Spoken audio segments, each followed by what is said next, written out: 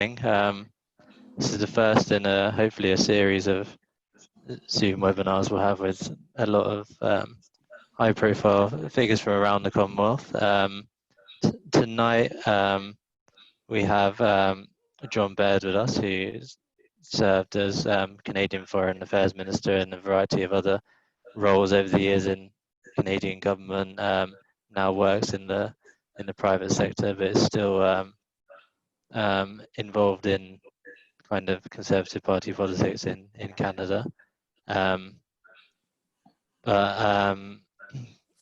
think tonight we'll kind of cover a variety of topics. It'll be kind of a moderated discussion, kind of, I guess, from Mr. Baird's time as Foreign Affairs Minister to kind of how the Commonwealth is in 2020 and how it might progress beyond kind of the impact of COVID-19.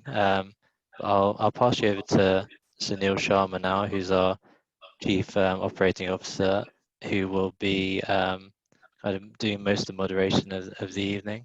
Sunil? Thank you, Paul. Hello, everyone. My name is Sunil Sharma, and I'd like to welcome you to today's webinar. Like Paul said, this is part of a series of webinars hosted by the Conservative Friends of Commonwealth with influential Conservative thinkers across the Commonwealth.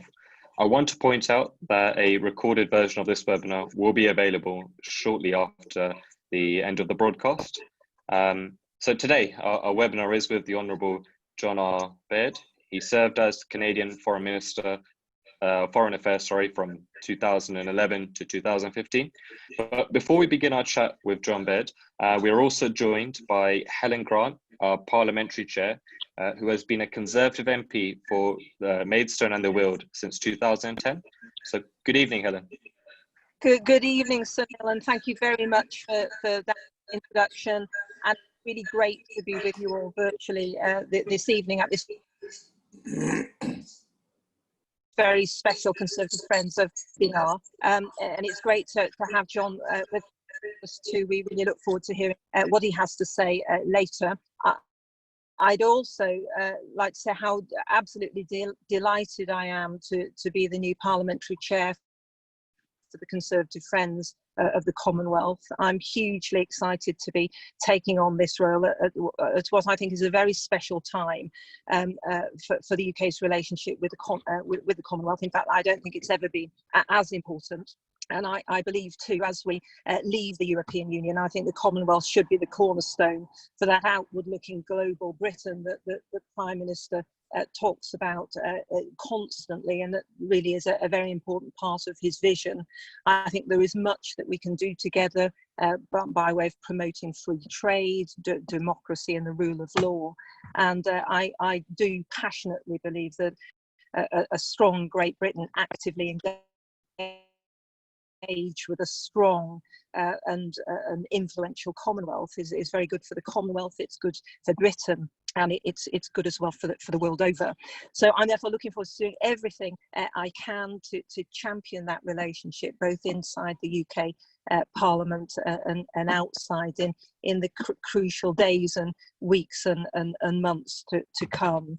But I'm not going to say any more. That's quite enough from me for now, because we're all looking forward to hearing from John. So I'm going to hand back to Sunil and Paul to introduce him.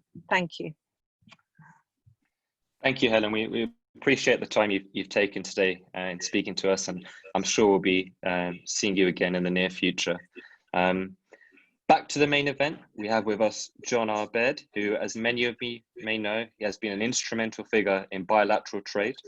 He's played a leading role in Canada-China dialogue. He's worked to build ties with Association of Southeast Asian Nations. In addition to this, John Baird has worked closely with international leaders to strengthen their security and economic ties with both United States and Middle Eastern countries.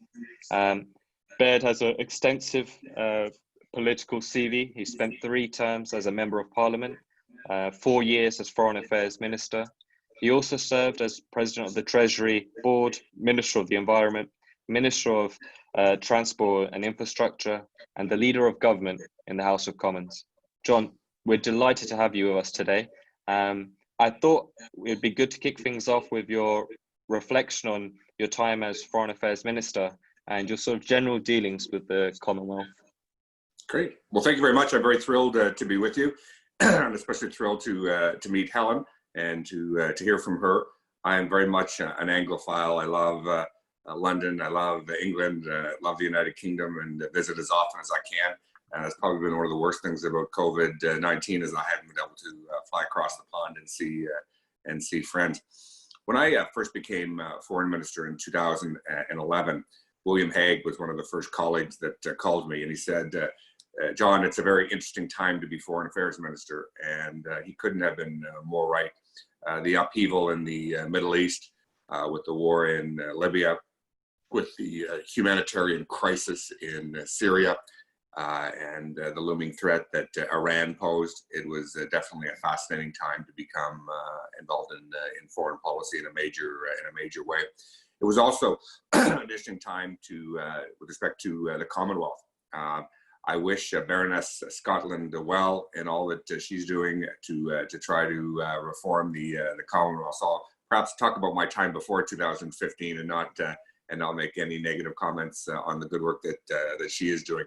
But we had an eminent persons report that that reported back when I was minister in Canada had Hugh Segal, who was a Canadian senator and a good friend of mine, represented on it. And then shortly after I became Foreign Minister, I joined the Commonwealth Ministerial Action Group, and we made a really big attempt to try to reform the Commonwealth, to try to push that eminent persons report, particularly with respect to human rights and liberal democracy. I regret to say that we weren't particularly successful. The report was not well received by the Commonwealth Secretariat and the former Secretary General, and precious little of it, unfortunately, was implemented. And I think we did fail to tackle the issue of Sri Lanka. Canada and our Prime Minister took a very hard line against Rajapaksa and his regime about the war crimes that took place at the end of the Civil War and the authoritarian trend that existed in Sri Lanka. It was for that reason that we pushed that they're hosting the CHOGM be delayed, which it was, and I think it gave them an excellent opportunity to try to reform and clean up their act. Regrettably, that did not happen. The Prime Minister of Canada boycotted the summit. We sent a more junior colleague outside of the cabinet to represent Canada. And at the end of the day, I think I was very proud of the Commonwealth in that a majority of heads of government did not attend CHOGM, which I think sent a very powerful message to the government in Colombo and to, frankly, the world. And I think Stephen Harper's strong stance was validated by the lack of turnout. I think the Commonwealth, there's one big word for it, great potential. I was thrilled when the Commonwealth leaders approved Her Majesty's succession plan that Prince Charles, when he ascends the throne, will become the leader of the Commonwealth. We were very supportive and thrilled with that decision. I think for the United Kingdom, we have a huge opportunity for the United Kingdom in this G0 world, as I call it, where the United States is retreating, and I think there's a real opportunity for the British government and the British Prime Minister to take a stronger leadership role, and to, as Chancellor Merkel, her long exit from European politics and global affairs. The Prime Minister of the United Kingdom, I think, has a real opportunity to become, the de facto leader of the free world, and it can certainly start, with strong leadership for the Commonwealth, pushing those things that Helen mentioned, the rule of law, human rights, democracy, trying to promote those type of values, which I think should be one of the chief missions of the Commonwealth. Finally, I'd also like to say a bit of words about Canada-UK relations. Despite Conservatives not being in power, the one area where the current government has done a very good job is following through on Conservative leadership with respect to free trade. The now Deputy Prime Minister personally saved the Canada-EU trade deal, and it looked like it was going south after it was successfully negotiated. And that's great news for us. And I don't think, frankly, it took many, many years to negotiate this. I frankly think if Canada and the United Kingdom couldn't come to the table with a spirit of goodwill and couldn't expeditiously negotiate a comprehensive, forward-leaning free trade agreement, I don't know what other two countries in the world could do it. And I do hope that those discussions are going well. And frankly, they could be a model for the attempted free trade negotiations with the United States. There's huge amount of goodwill in both Canada and the United States for the United Kingdom. I think we all want to see, regardless of what we thought about the European Union, we obviously want to see the United Kingdom flourish and thrive outside of it economically. And I think you find a lot of support for a free trade deal with Canada. Frankly, even the whole idea of bringing the United Kingdom into NAFTA, we would be very open to that among conservative thinkers. We have a leadership campaign going on, and then I'll turn it over. We can have more of a discussion. We have a conservative leadership campaign going on. I have two former cabinet colleagues that are leading the pack, and one of them will be elected on August the 20th. Both of them have strongly spoken out about their support for a Canada-UK trade deal, which is great news for the relationship. And you'll see continue from the Conservative Party, at least, continue strong support for the Commonwealth and for the monarchy, even if we have to share it with you.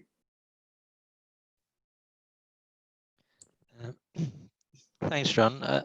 I think one thing that I kind of wanted to pick up on that you kind of just mentioned there at the end was to do with the Conservative Party in Canada at the moment. Obviously, last year, kind of just won the popular vote, but didn't make the kind of breakthrough needed to come back into government. I kind of guess from your perspective, kind of where did it kind of go wrong, and kind of what do you think personally do you think the outlook is positive for the future of the party with the leadership contenders kind of around at the moment?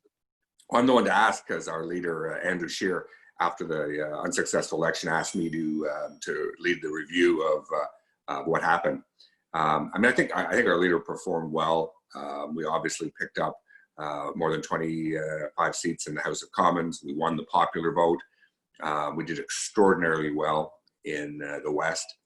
We were able to keep a big foothold in Quebec, which is not normal for our party, where we haven't done well in years past. I think we struggled on a number of issues in Canada. Social conservatism is like the NHS is in the United Kingdom.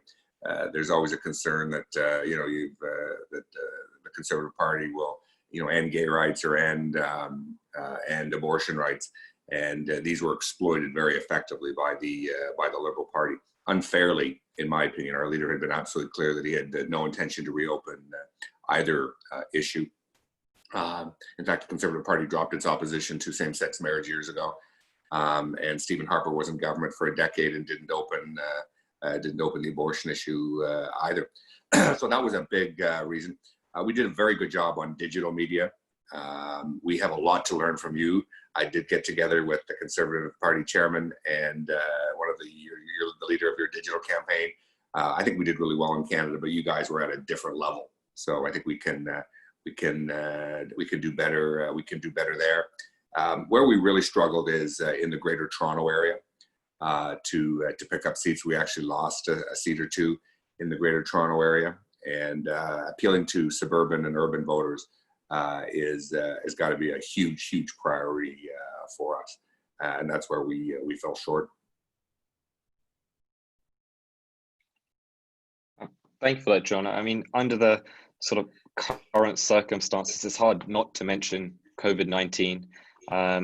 Canada's COVID-19 cases have surpassed 100,000 now. The death toll is over 8,000, close to 9,000.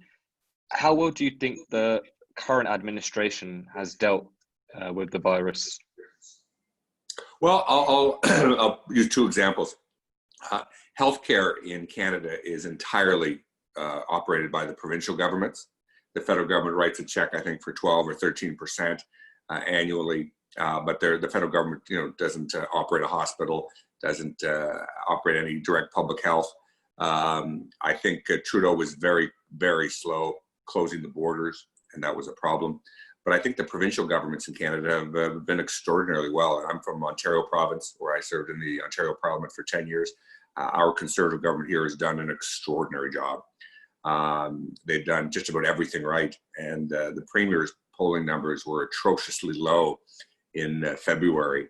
But I think through his daily briefings and his sound management of the crisis, people, A, have got to see the guy up close and they like him personally, and B, they've all of a sudden see that he's quite competent and there's a lot of competent government in it. So I think it's gone well. Trudeau's numbers absolutely soared, as did most leaders of the provincial governments. But we have another big Liberal entitlement corruption scandal that's taking place right now. So they've fallen back to earth. We have because you're Conservatives, I can report in about what the Liberals are up to here.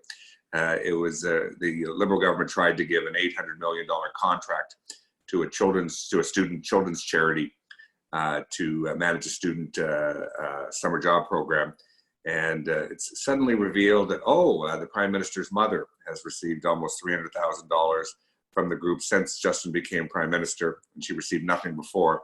And our billionaire finance minister revealed, he didn't realize he'd taken 2 free trips for he and his family on this charity, and he had to write a check back for $41,000, which was quite extraordinary.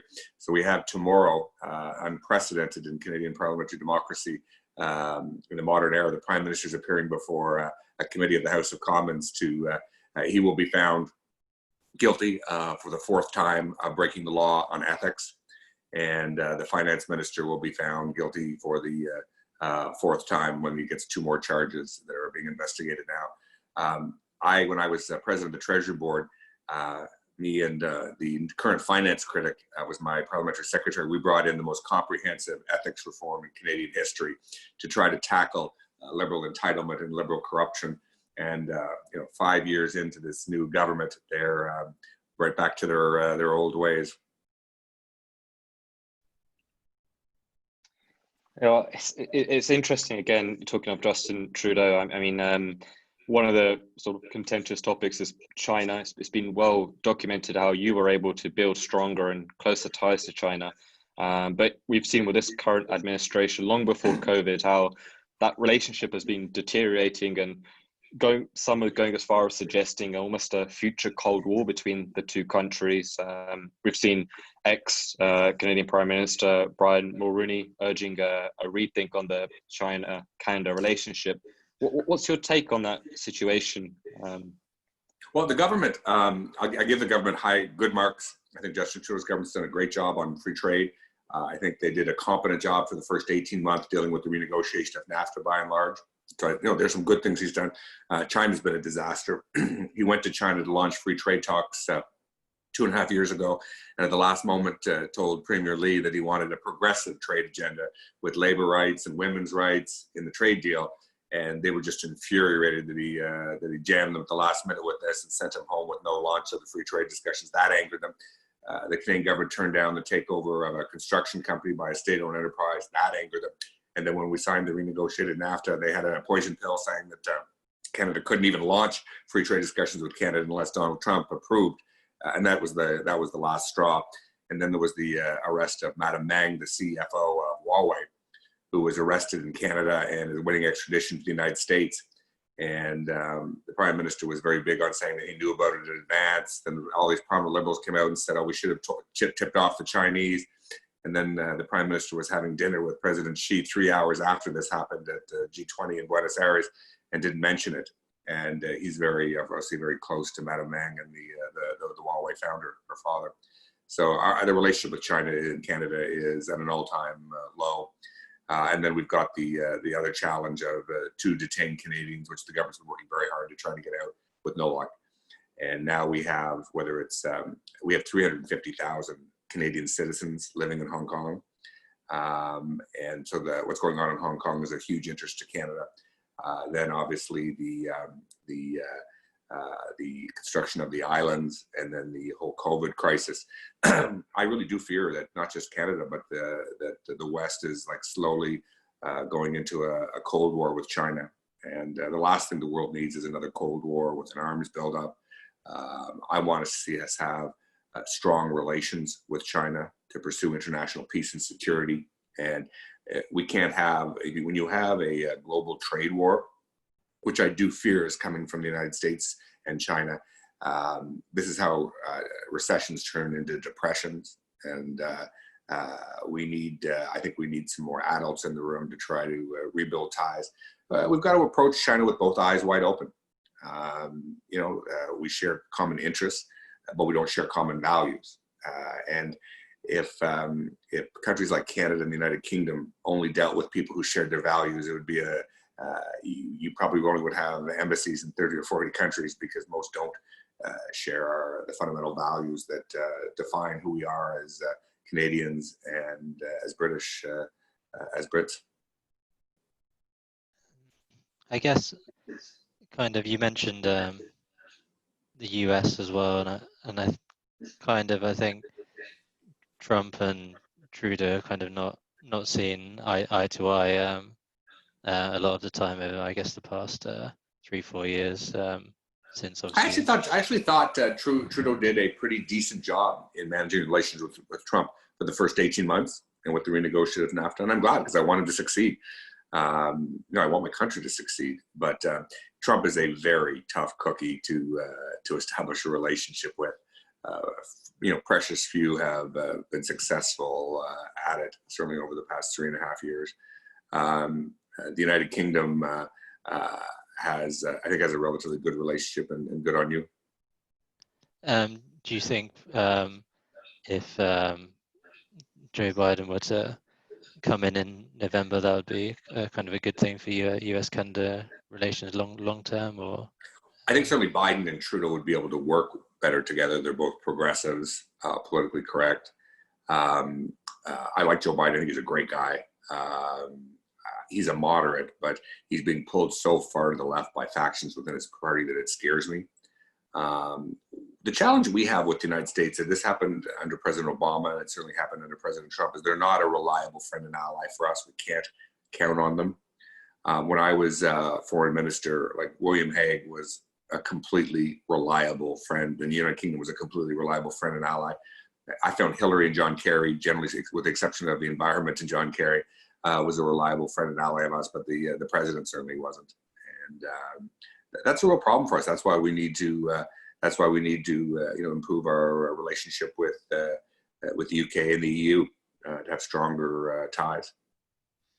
I think kind of mentioning the EU, one thing I guess people would be quite interested in the UK at the moment is that I know you were obviously involved kind of at the outset of the negotiations for kind of the Canada EU kind of trade agreement, and that obviously took, I think, 7 years in the end to kind of finally kind of sign on the dotted line. I wondered if you kind of had any insights of kind of your dealings with the EU as an entity, and kind of how. At the end, it took the Prime Minister and the President of the Commission to personally get together and push it over the finishing line. It's a real challenge when you're dealing with 28 different governments plus the Commission and the Parliament. It is a huge challenge. And then, of course, it almost went south, and thank goodness the Trudeau government was able to rescue it. It's really, really tough dealing with that mammoth of course, when 7 years, you have a free trade deal with 28 countries, which is phenomenal for us. And the EU and Canada, fundamentally share the same values,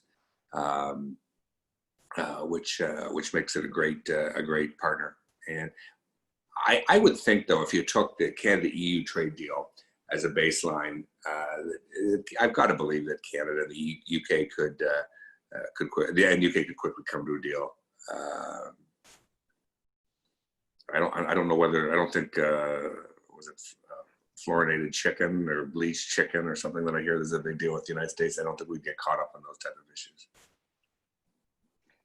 Talking of trade and UK and Canada, the comprehensive and progressive agreement for Trans-Pacific Partnership, which we obviously saw replace the TTP. It's been gaining a lot more traction in the UK.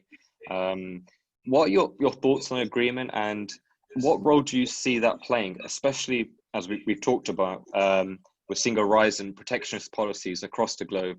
So I just wanted to know a bit more of your thoughts on the CPTPP and whether the UK joining it is a good idea, or how that would work. Well, we were able to announce the successful completion of that 2 weeks before Election Day. And it was a great accomplishment by Prime Minister Harper. And then in fairness, the Liberal Minister Sharman was able to save it when the United States withdrew. I think it's fantastic. I mean, I want to see us have a good, strong, robust relationship with China. Having said that, part of your China strategy should be diversification with other countries in the region. So we negotiated a free trade deal first with South Korea, but the TPP for Canada is all about free trade with Japan and Vietnam, particularly, which are obviously one is the third largest economy, the other is an emerging powerhouse. So I'm very big with Canada-Asia relations, and frankly, if Canada, the UK, and Australia, and New Zealand could all sign on initially to this, I think the UK would be a natural to, if we wanted to expand it, given Australia, New Zealand, and Canada are all in it. And I got to believe there'd be a good amount of support, because obviously the UK has good relations with Japan, has good relationships with Singapore and Brunei, as the latter two being Commonwealth countries. So in my opinion, would be very welcome. And and I hope Canada can play a facilitating role to assist if the UK is interested in integrating into these deals. On the subject of trade, we had a question in actually, which I think is probably worth answering now whilst we're on the topic, from Harry Hanlon. He says, "How did you find dealing with India and their protective nature over their economy?" We had a great relationship with Prime Minister Singh. We had a great relationship with Prime Minister Modi. We improved relationships a lot. But India is just so protectionist. We had for years, I think we had for 5 or 6 years, negotiations on a free trade deal that never went anywhere. When Modi first got elected, I visited Delhi, and I'm meeting with the foreign minister and her team. And by like the Westminster system, like Canada and UK have, the officials all stay the same. And the foreign minister saying, "Well, we're very enthusiastic about negotiating this free trade deal," and literally all the bureaucrats around were like. So it didn't go very far. So I think while we had great relations with India, a free trade deal was not a byproduct of that great relationship. And I don't think they're very protectionist. And they've got over 1 billion people, 1.3 billion. So we've got such a massive domestic market. But we sell a lot of agricultural products, like grains and lentils and wheat and so forth. I think one of the mentioning Modi, often the word populism tends to not too far away. In the past couple of years, we've seen a rise in populism globally. Canada, it seems, hasn't been immune to this.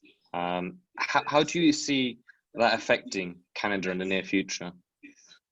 We're very fortunate. We haven't seen a lot of populism in this country. We had a break off. The guy who got 49.9% of the vote for the Conservative leadership started a right-wing populist party.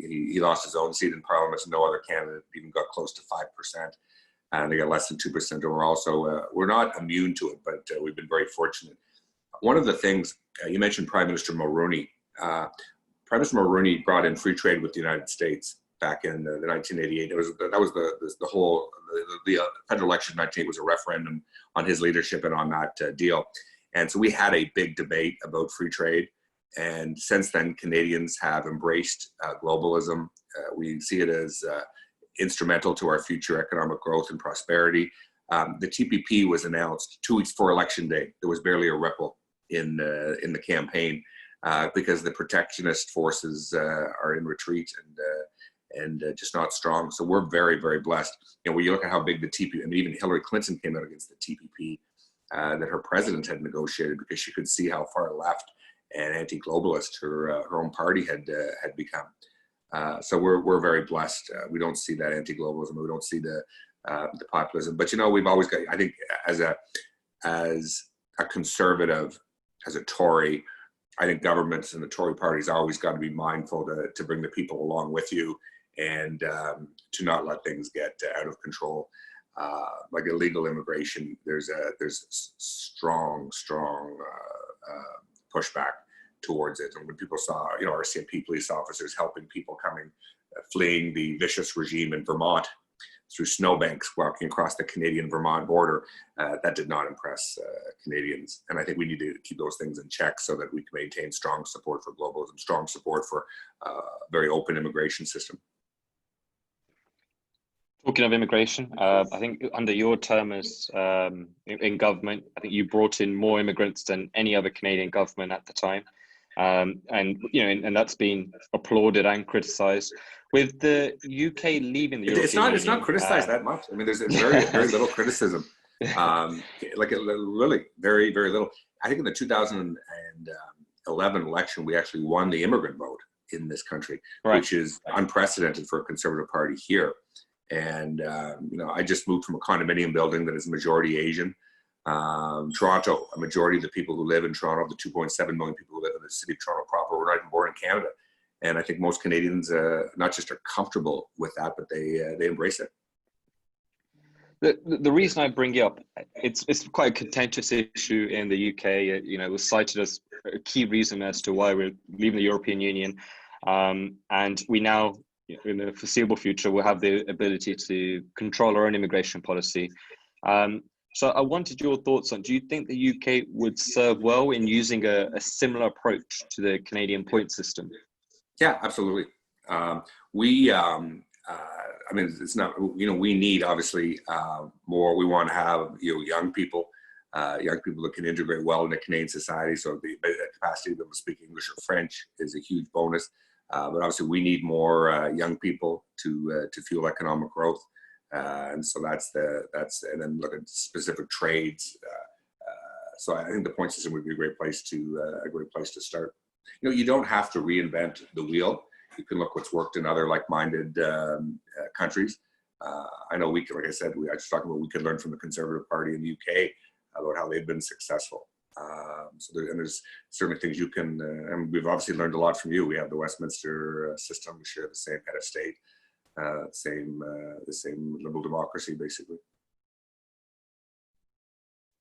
I guess, I guess kind of thinking again about the Commonwealth, during your initial remarks, you brought up the issue of Sri Lanka back in, I think, 2014. That was where your government decided to withdraw the funding over the kind of human rights abuses that were occurring in the time there. I think my question really is, do you think there's been kind of any real change in the way the Commonwealth approaches human rights issues in its member states since then, and like how could they still kind of improve their response to issues like that? I wish Baroness Scotland all the best in the work she's trying to do to reform the Commonwealth. It's certainly, I think the Secretary and the former Secretary General fell short. If there was anyone in the Commonwealth who was up to no good, they were the first ones to try to apologize, excuse it. And I think we need to speak truth to power, and that's one of the values. It's one of the values that we should try to bring to the table. No, that makes sense. And one of the things that I know it's been quite well talked about was your relationship with Russia. I know at the time when you were Foreign Affairs Minister, was a particularly testing period. How was that negotiations? How were those talks? I mean, the Ukraine stuff was obviously all going on. I just wanted a bit more thoughts on that. Well, Ukraine is a hugely important file for the government of Canada. both now and when I was in office. Matter of fact, our deputy prime minister, who was the foreign minister, is Ukrainian. She speaks Ukrainian. She has families in Kyiv.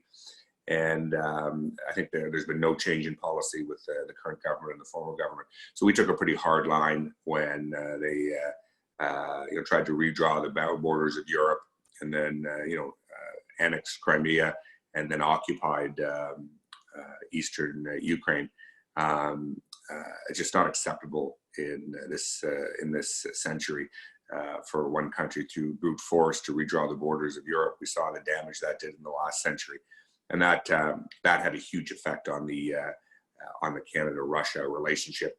Frankly, so did their human rights records, particularly with respect to sexual orientation. Russia is obviously taking a more strident path, which I'm not certainly comfortable with. The one thing, the Russian Foreign Minister, Sergei Lavrov, is, I don't agree with his policies, but he's an incredibly smart, incredibly experienced guy who knows what he's doing. And he's been there for so long.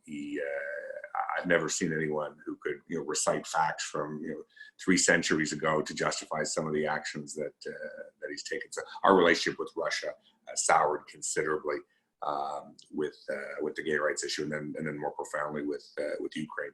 Canada was the first Western country to recognize the independence of Ukraine, and we have a large Ukrainian community in Canada, which makes it a top political concern.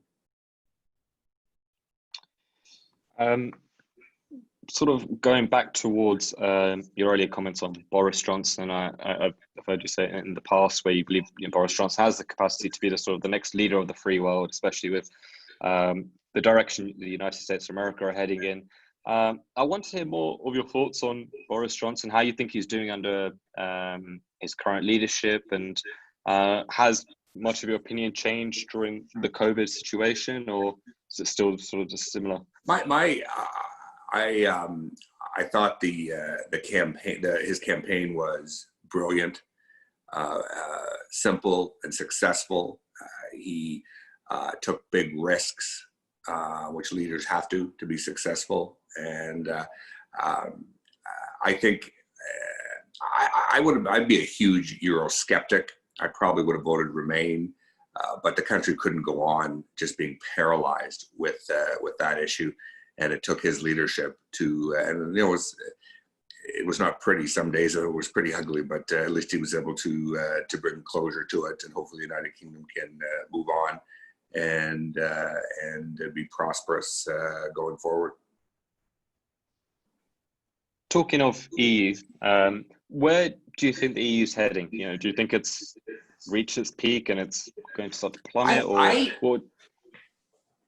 If I was like Helen, a Tory MP, I would be just the constant need to try to expand power and authority in Brussels is nauseating. I mean, the day after the referendum results in the United Kingdom, I noticed Juncker saying, well, now we can take this experiment even farther. And I don't note that there are 7 countries which are more Eurosceptic than the United Kingdom. And I thought these guys just don't get it. I do think, though, the EU is a powerful force for good in the world. It's like having a 500 million person bloc with the same values that Canada and the United States have is a really powerful force for good in the world. And when I was minister, I had an excellent relationship with Baroness Ashton. Huge respect for her, and worked really well with the EU. So I'm a Eurosceptic fan of the EU. How do I say that? But of course, they don't have to, the Canadian Parliament isn't giving up sovereignty to it like the UK Parliament had to.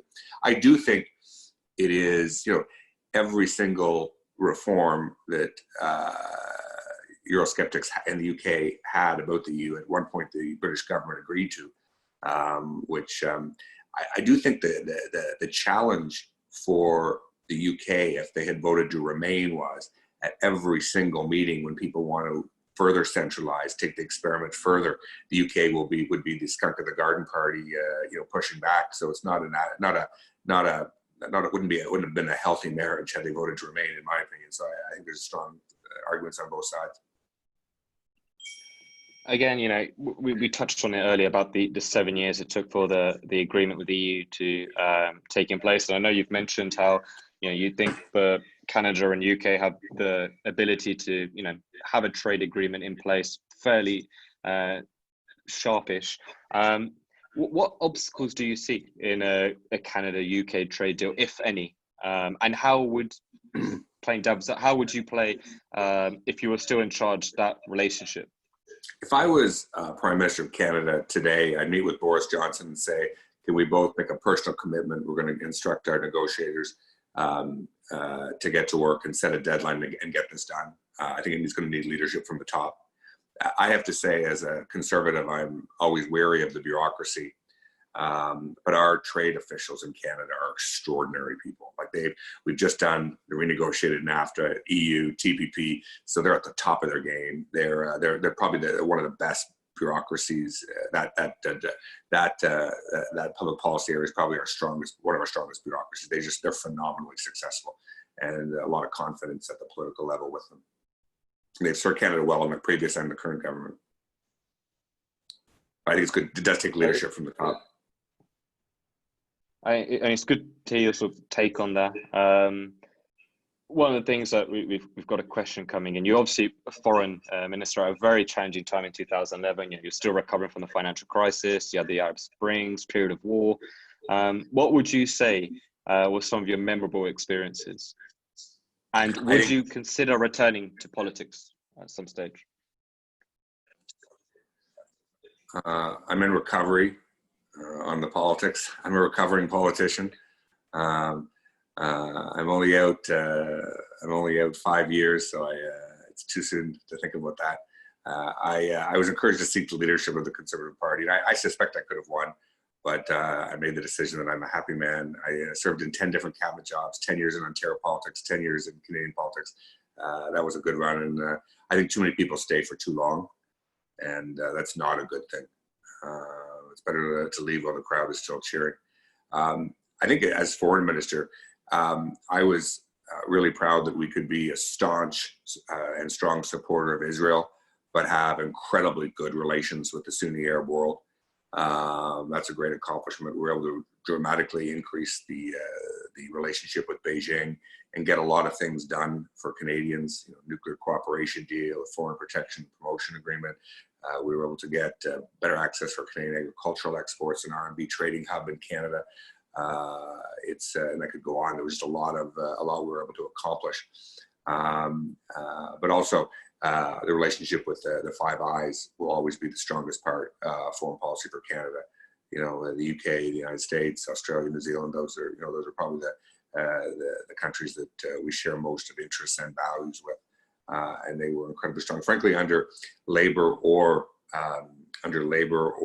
Conservative governments, I get along very well with Tony Blair.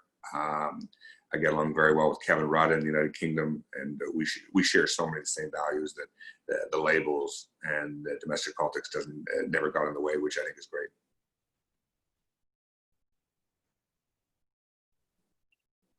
Well, finally, as we sort of begin to wrap things up, I want to final comments on UK-Canada future relations and generally the Commonwealth. We heard Helen Grant talk about it before about the role that Commonwealth can play, especially in the UK, considering we have Brexit.